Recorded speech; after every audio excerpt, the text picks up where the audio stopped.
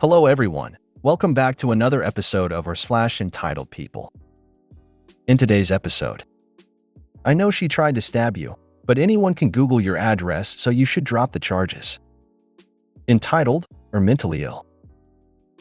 Holiday entitlement. Before we get started, make sure to subscribe so you will never miss a video. So let's get started. I know she tried to stab you, but anyone can Google your address, so you should drop the charges. 2 nights ago, I was brutally attacked in my own house by a friend I had been letting stay with me. She bit a huge chunk out of my leg and tried to stab me with a pair of scissors. She broke my screen door. I had to run to a neighbor's house at 3 a.m. to call the cops. When they came to arrest her, she was naked in my living room making videos and told the cops she hopes I burn to death. Initially, I planned to approach the prosecutor on Monday morning and ask that criminal charges be dropped in lieu of court-ordered mental health treatment. This woman is very mentally ill and has violently lashed out at others in the past. I speak from experience when I say incarceration helps no one. I had been speaking with a friend of hers regarding this, who was very heavily leaning on me to do just that. His reasoning was that she did not need a felony on her record because it would ruin her life. However, a friend sent me a screenshot of a post she had made while I was running to my neighbors, claiming I was attacking her. She listed a link to Google Maps of my address. I am a single mother. My children live here. They were not home at the time of the attack. I wouldn't have ran for help and left them here. I would have killed her. I informed her friend that I would not only continue with criminal charges stemming from the attack, but I would be taking the screenshot of that post to the police and requesting additional charges be levied against her, if possible. He then Googled my address, took a screenshot and said, "Anyone can Google your address." She doesn't deserve to have a felony for the rest of her life. I feel like anyone that physically assaults you, tries to stab you, then lists the address where your children sleep does, indeed, deserve a felony. Who does this guy think he is? He sure doesn't know who I am if he thought that would fly. I definitely agree with you.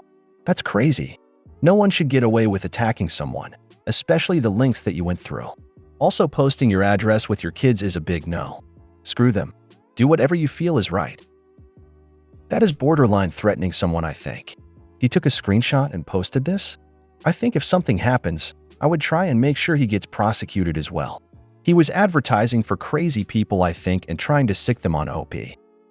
If he posted it in a public forum, privately? Probably not. But I would document it all and nail everyone who tries and aid crazy girl. Without a police record, getting mental health help is impossible without a powerful family and a boatload of money. Who would have taken care of your children? Protect the next person/child. I understand that point, but I am a huge mental health advocate. A lot of people are nonviolent if properly medicated. I was willing to push for needed help until I saw that she posted my address. Make sure to inform the cops about her friend trying to convince you to drop the charges by making a point of demonstrating how easy it is to find your address. Oh, no doubt. Entitled or mentally ill?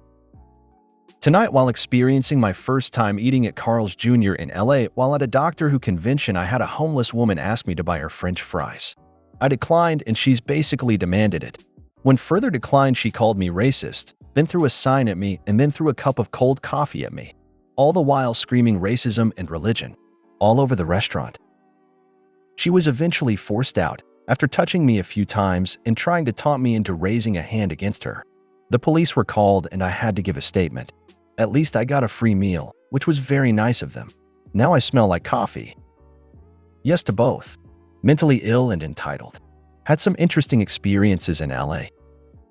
Yeah. Never even had that happen when I lived here. Agree that these two things often go hand in hand and develop young from being neglected. Sad situation. I was in Portland, Oregon, 10 years ago having lunch at a sidewalk cafe. There was a mother with a young toddler at the table next to us. A homeless man came and sat down at their table, made direct eye contact with the mother, and asked to be bought something. The mother pretended he was not there and proceeded to feed the last couple bites to child. Leisurely cleaned up their tray, and with her child secured in the stroller, they went on their way, leaving him sitting there with a puzzled expression on his face. It was all I could do not to applaud. Now that is a cool mom. Yeah, both. She's learned she can play up the crazy and get what she wants. Well, similar thing happened to my friend. He was near an anime convention eating McDonald's when some lady and her baby came down from Guangzhou. We're from Hong Kong, so think like coming to San Fran from LA, I guess, and asked my friend to buy her and her son a McDonald's meal. When asked why, she said because Hong Kongers are supposed to be nice. I'm not sure what happened after that, but the point is both the hobo and that lady were both entitled. Holiday entitlement. Was very disappointed in my experience at the Helios Hotel's Benidorm. The hotel is beautiful and staff are great. However, my hubby and I, were sat in the hotel bar enjoying a glass of wine and it started to fill up. A woman sat directly behind my husband's chair and was pushing back into his. He has hurt his ribs recently, so he kept shifting his chair forward to avoid being banged. He's not the confrontational type. We were just chatting about where to eat that evening, and this lady turns and tells us to stop talking/move and waves her hands to us in a dismissive fashion, states they are going to learn, I think Swedish, and we should be quiet and move away very rudely. She spoke poor English with a strong accent, so wasn't easy to understand. I think she was German or Dutch. I said we would not as this was a public bar and they sat next to us.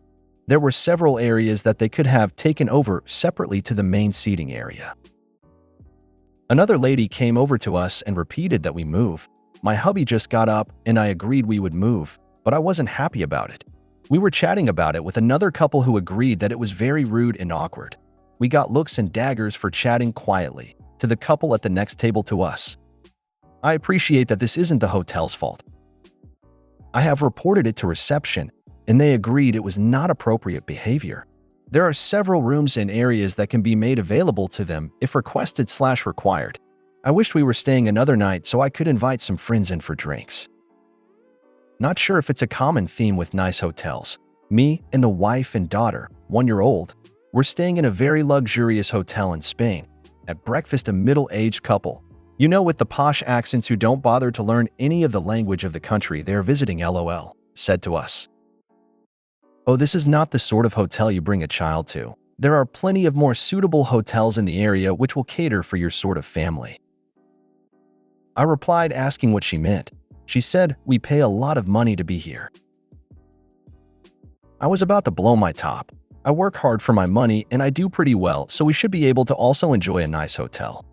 Plus, my daughter hadn't made a beep. She was eating her breakfast so nicely, to our surprise, haha. Before I could say anything, a waiter came over, intervened, but she insisted. A manager then came over and talked politely to them for 5 minutes. She again said this hotel is extremely expensive and only people who can afford should be able to stay here. Manager got smart and said, "Actually, ma'am, that family is staying in one of our suites and paying more than double what you are." Sorry for the long post, but I needed to add my experience, haha. Her husband was injured. Most of the time when I'm down, it can go over the top because I hurt. Or choosing the high road, I'm not confrontational. Even if he's 100% non-confrontational, the others were flat out rude. That's what this subject is about. Not shooting the messenger. Ducking and running. LOL. I had a similar experience in Majorca with a group of German tourists who wanted to watch the football. At the time, a lady from Northumberland was watching Strictly, and my friend and I were reading, not really bothered by the TV. Their rationale was that despite the lady being there first, there was more of them. Long story short, we put our books down and watched Strictly, refusing to move. They were annoyed, and staff told them bad luck. After it had finished, just to be super petty, I hid the remote face with tears of joy. For the rest of the holiday, they Northumberland ladies referred to us as the supporting Northants Regiment of the Great Northumberland/German Sofa Wars.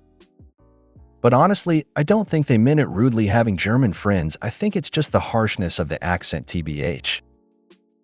Are you complaining about your man not being confrontational? Sure, the people were rude, because people let them get away with it. No, not at all. He is what he is, and I love him for it. Almost anything for a quiet life. I think the entitled woman needed a library rather than a bar if she wanted silence. If you made it to the end of the video, thanks for watching. Don't forget to like, subscribe, and share, and we will see you in the next video.